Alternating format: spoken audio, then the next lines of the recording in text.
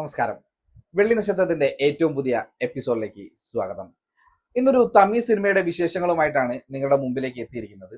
ജി.വി. പ്രകാശ് കേന്ദ്ര കഥാപാത്രത്തെ അവതരിപ്പിച്ച് അതുപോലെ തന്നെ മലയാളിയായിട്ടുള്ള അനശ്വര രാജൻ നായികാവേഷത്തിലെത്തിയ ലക്കി എന്ന് പറയുന്ന ഒരു തമിഴ് സിനിമയുടെ കഥയാണ് നമ്മൾ ഇന്നിവിടെ ചർച്ച ചെയ്യാൻ പോകുന്നത്. സിനിമ വളരെ മികച്ച രീതിയിൽ തന്നെ എടുത്തു വെച്ചിട്ടുണ്ട്. ഒരു നായ്ക്കുട്ടിയും അതുമായിട്ട് ബന്ധപ്പെട്ടിട്ടുള്ള കുറച്ച് ആളുകളെയും കുറിച്ചുമാണ് ഈ ഒരു സിനിമ ചർച്ച ചെയ്യുന്നത് എന്ന് പറയുന്നത്. ഈ ഒരു സിനിമ കാണാനിടയായ ഒരു സാഹചര്യം എന്ന് പറയുന്നത് സിനിമയെക്കുറിച്ച് വലിയ രീതിയിലുള്ള പ്രൊമോഷനോ മറ്റു കാര്യങ്ങളോ ഒന്നും തന്നെ ഇല്ലായിരുന്നു എന്നുള്ളത് ഒരു വലിയ സത്യം തന്നെയാണ്. സാധാരണ ജി.വി. പ്രകാശിന്റെ സിനിമകളൊക്കെ തന്നെ ഇത്തരത്തിൽ വലിയൊരു പ്രതീക്ഷകൾ നൽകാതെ അല്ലെങ്കിൽ വലിയ തരത്തിലുള്ള പരസ്യങ്ങളോ അല്ലെങ്കിൽ ട്രെയിലറോ ടീസറോ അങ്ങനെ വലിയൊരു ഇമ്പാക്റ്റ് ഒന്നും നൽകാതെയാണ് ജി.വി. പ്രകാശിന്റെ ഒട്ടുമിക്ക സിനിമകളും പുറത്തിറങ്ങാറുള്ളത്. അതിൽ മിക്ക സിനിമകളും തന്നെ ഒരു ആവറേജോ അതിൽ അല്ലെങ്കിൽ ബിലോ ആവറേജോ രീതിയിൽ ഇങ്ങനെ പോകുന്ന ഒരു സാധാ തമിഴ് കൊമേഴ്ഷ്യൽ സിനിമ എന്നുള്ള രീതിയിൽ തന്നെ പോകുന്ന സിനിമകളാണ്. ജി.വി. പ്രകാശിന്റെ മറ്റൊരു പ്രത്യേകത എന്ന് പറയുന്നത് ജി.വി. പ്രകാശ് വളരെ നല്ലൊരു ഗാന രചയിതാവും അതുപോലെ തന്നെ ഒരു സംവിധായകനും കൂടെയാണ്. ഒട്ടനവധി സിനിമകളിൽ അദ്ദേഹം നല്ല രീതിയിലുള്ള സംഗീത സംവിധാനം നിർവഹിക്കുകയും ചെയ്തിട്ടുണ്ട്.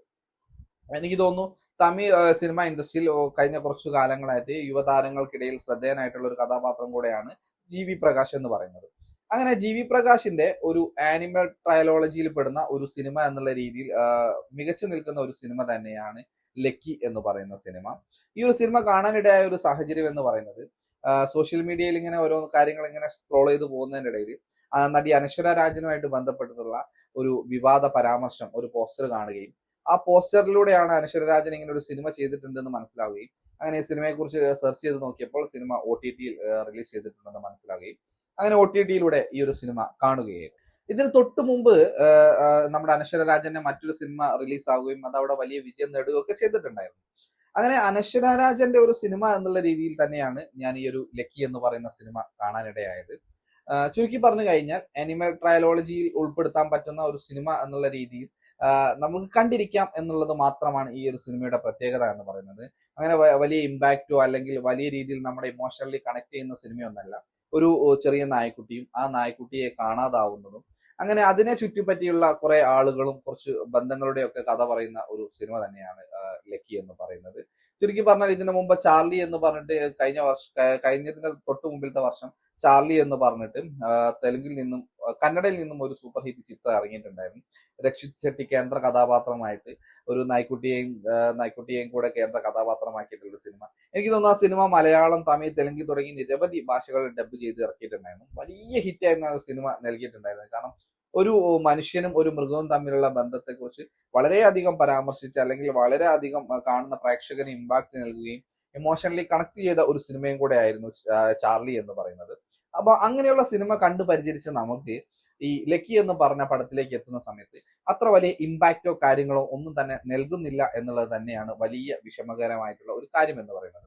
കൂടാതെ തിരക്കഥ കൂടുതൽ പ്രൊമോട്ട് ചെയ്യുന്നത് ഈ പറഞ്ഞതുപോലെ നായകനെയും നായികയെയും കേന്ദ്രീകരിച്ചിട്ടാണ്. അവരുടെ കുറച്ച് ഗ്ലാമറസ് ആയിട്ടുള്ള സീനുകൾ, അതുപോലെ തന്നെ അവരുടെ പ്രണയം, അവരുടെ പാട്ടുകൾ, അത്തരത്തിലുള്ള കാര്യങ്ങൾക്കാണ് സിനിമ കുറച്ചും കൂടെ ഫോക്കസ് നൽകുന്നത് എന്നാണ് എനിക്ക് തോന്നുന്നത്. പിന്നെ കൂടാതെ പശ്ചാത്തല സംഗീതവും കാര്യങ്ങളൊന്നും വലിയ സംഭവം ഒരു ഒരു സാധാ ഒരു ഫീൽ ഗുഡ് മൂവി എന്നുള്ള രീതിയിൽ ഫീൽ ഗുഡ് മൂവി എന്ന് എടുത്ത് പറയാൻ പറ്റില്ല. ഒരു സാധാ ഒരു തമിഴ് സിനിമ അങ്ങനെ വലിയ അടിയോ പിടിയോ ഒന്നും ഇല്ലാത്ത ഒരു സാധാരണ ഒരു തമിഴ് സിനിമ എടുത്തു വെച്ച രീതിയിലാണ് എടുത്തു വെച്ചിരിക്കുന്നത്. അതായത് കാണുന്ന പ്രേക്ഷകന് വലിയ ഇമ്പാക്ട് ഒന്നും നൽകാത്ത രീതിയിലുള്ള ഒരു സിനിമ തന്നെയാണ് ലക്കി എന്ന് പറയുന്നത്. എന്നെ സംബന്ധിച്ചിടത്തോളം ഞാൻ കണ്ടതിൽ എന്റെ 2 മണിക്കൂർ നഷ്ടപ്പെട്ടു എന്നുള്ള രീതിയിൽ സംസാരിക്കാൻ പറ്റുന്ന ഒരു സിനിമ കൂടിയാണ്. പക്ഷെ ഒരു തവണയെങ്കിലും കണ്ടിരിക്കാൻ കൊള്ളാവൂ എന്ന് ചോദിച്ചു കഴിഞ്ഞാൽ കാണാം എന്ന് പറയാം എന്നല്ലാതെ അത് നിങ്ങളുടെ സ്വന്തം റിസ്കിൽ കാണുക എന്നുള്ള രീതിയിൽ മാത്രമേ എനിക്ക് പറയാൻ പറ്റുള്ളൂ. എനിക്ക് തോന്നുന്നു ജി.വി. പ്രകാശിന്റെ ഇതിന് മുമ്പുള്ള സിനിമകളൊക്കെ ഏകദേശം ഒരേ പാറ്റേണിലൂടെ പോകുന്ന സിനിമകളാണ്. അങ്ങനെ വലിയ ഇമ്പാക്ട് ഒന്നും നൽകാതെ ഒരു ഒഴുക്കിനനുസരിച്ച് അങ്ങനെ പോകുന്ന സിനിമകളാണ് പ്രധാനമായിട്ടും പുള്ളി ചെയ്തു വെച്ചിട്ടുള്ളത്. അങ്ങനെ നോക്കുന്ന സമയത്ത് പുള്ളിയുടെ കരിയറിൽ പുള്ളി ഒന്ന് ചൂട് മാറ്റി പിടിക്കാൻ ശ്രമിച്ച ഒരു സിനിമ കൂടെയാണ് ഈ ഒരു ലക്കി എന്ന് പറയുന്ന സിനിമ. എന്തായാലും സിനിമ ഇപ്പോൾ OTT റിലീസ് ചെയ്തിട്ടുണ്ട്. നിങ്ങൾ കാണുക, നിങ്ങളുടെ അഭിപ്രായങ്ങൾ കമന്റ് ബോക്സിൽ രേഖപ്പെടുത്തുക.